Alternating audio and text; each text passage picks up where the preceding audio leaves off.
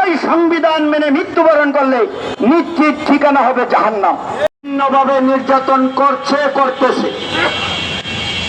এটা মূলত কোন মানুষের কার্যক্রম হতে পারে না। বিনা প্রয়োজনে একটি গাছের পাতাও ছিঁড়া যাবে না। মানুষ তো আল্লাহ রাব্বুল আলামিনের সৃষ্টির সেরা জীব। এই মানুষের উপর আরেক মানুষ আক্রমণ করবে, নির্যাতন করবে, তাদেরকে হত্যা করবে, এটা হিংস্র জানোয়ারকে হার মানিয়ে দেবে। কোন বাঘের পশু, বনের পশু আরেক জাতির উপরে এভাবে আক্রমণ করে না। যারা এই সমস্ত কার্যক্রম করছেন, আপনাদের ধর্মে ওই সমস্ত কাজ নাই। এমনকি কোন সংবিধানও মানুষ হত্যার বিধান জনগণের হাতে নাই। যদি কোন ধর্মের লোক কোন অপরাধ করে তাহলে তার বিচার করবে রাষ্ট্রীয় ক্ষমতাশীলরা। কিন্তু আপনারা যারা জনগণ, রাষ্ট্রের জনগণকে উস্কানি দিচ্ছেন, জনগণ মানুষ হত্যা করছে, এটা কোন সভ্যত দূরের কথা, কোন ভালো মানুষের এই কাজ হতে পারে না। আজকে ভারতে যেভাবে মুসলমানদেরকে নির্যাতন করা হচ্ছে, মানুষকে মারা হচ্ছে, মুসলিমদের মসজিদগুলিকে ঘুরিয়ে দিচ্ছে, এমনকি মসজিদের ভিতরে মূর্তি ঢুকে মন্দিরের স্বীকৃতি দিয়ে পূজা করছে, মুসলিমদের বাড়িঘর ধ্বংস করছে, ব্যবসাগুলি আগুন দিয়ে পুড়িয়ে দিচ্ছে, প্রতিষ্ঠানগুলি।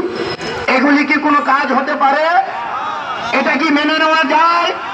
সাবধান করছি, শুধু ভারত নয়, সারা পৃথিবীর সকল রাষ্ট্রপ্রধানদেরকে আপনারা যদি এখনো সাবধান সতর্ক না হন, তাহলে অচিরেই আপনারা ধ্বংস হবেন। কারণ যেমন কর্ম তেমন ফল ভোগ করতেই হবে। আপনাদের উপরও আল্লাহ রাব্বুল আলামিন অবশ্যই এইরকম কার্যক্রম চলতে থাকলে গজব নাজিল করবেন। ওই গজব থেকে পৃথিবীর কেউই আপনাদেরকে রক্ষা করতে পারবে না। সম্মানিত প্রিয় ভাইরা, এই কথাগুলি আমাদের সকলের জানা আছে। এখন বিষয় হলো, এই মানুষ এভাবে মানুষকে হত্যা করছে কেন? মানুষ দুনিয়ায় অশান্তিতে আছে কেন?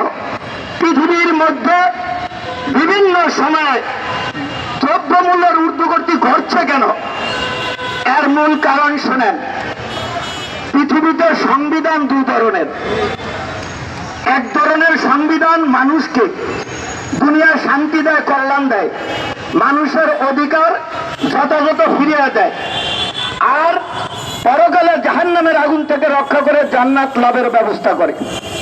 আরেকটি সংবিধান দুনিয়ায় অশান্তি অকল্যাণের সৃষ্টি করতেই থাকে, আর মৃত্যুর পরে ওই সংবিধান মেনে মৃত্যুবরণ করলে নিশ্চিত ঠিকানা হবে জাহান্নাম।